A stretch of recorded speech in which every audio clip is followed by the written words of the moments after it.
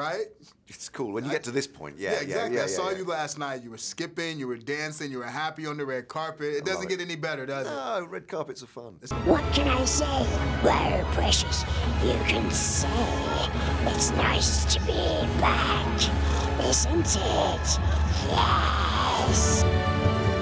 This kind of stuff's fun. You were the one who called Peter Jackson, said, "Hurry up, let's start on this, right? Yeah. Let's get it moving." I said, "Come on, let's get this Hobbit thing out Let's do it again, there." right? It's like one big family now, though, right? Yeah. I mean, we went back this time, 10 years later on. You know, the crew are exactly the same. Well, no, they're all looking very ragged and have got more children hanging off them. But apart from that, you know, it's pretty much the same team. 99% the same team. You know, yeah, that's very comforting, isn't it? Yeah. Because it allows you to be as creative as you want to be, because you know what you're working with. Exactly. You know the execution. You know the game plan. You know how everything is going to be laid out.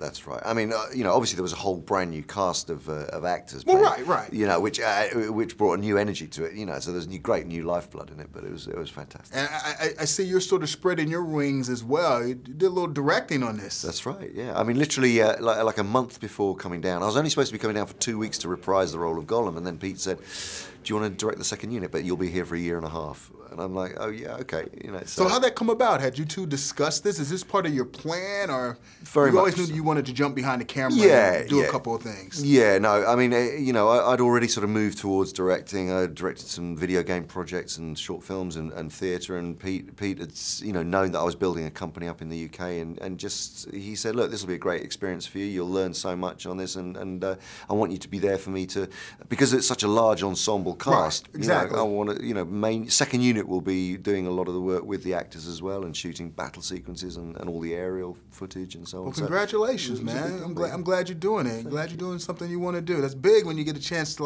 sort of broaden your horizon and do something a little different. Yeah. Plus, it's longevity, career survival. That's also true, because when my knees give out after playing Gollum for all these years, I'm going to need... Man, but you know what? Let's talk about that, because I get so upset with a lot of people who don't respect motion capture and what you bring to the table.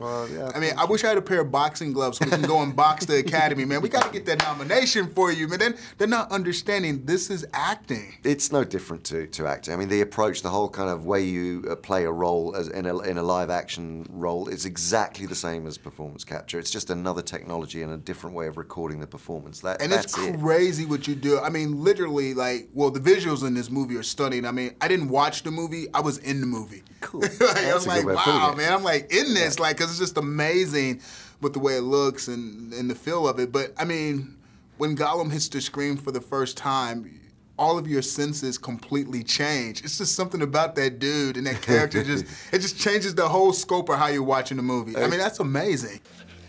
What is it, precious? What is it?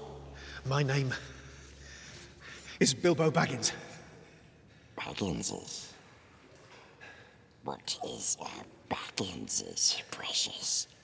I'm a hobbit from the Shire. Oh, we like goblinses, batses, and fishes, but we hasn't tried hobbitses before. Is it soft? Is it juicy? Now, keep your distance.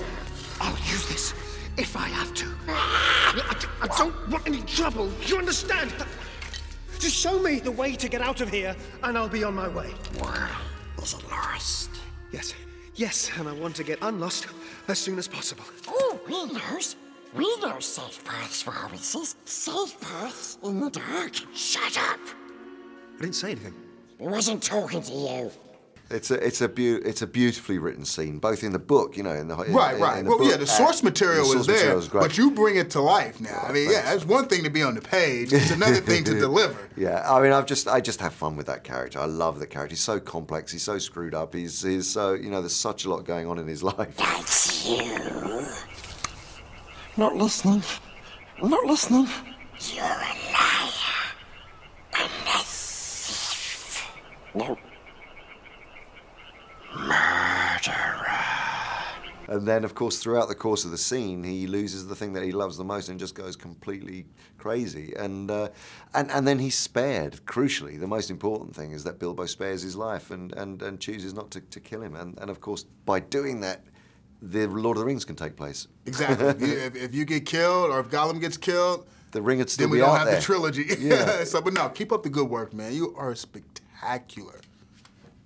Congratulations. Thanks, brother. Thank so you. you're around, man. Yeah. There are directors, and I've worked with some of them, who are prima donnas, who are dictators, who know exactly what they want or don't know what they want, and make your life absolute hell. Your new album, Good Kid, Mad City. The best tweet. Will you let hip hop die?